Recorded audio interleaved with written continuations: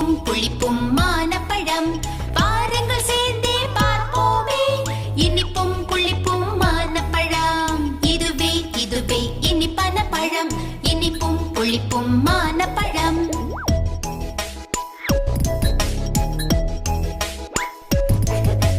மாம்பழம் பழங்களின் ராஜாதான், சப்போட்டா இனிப்போ இனிப்புதான்.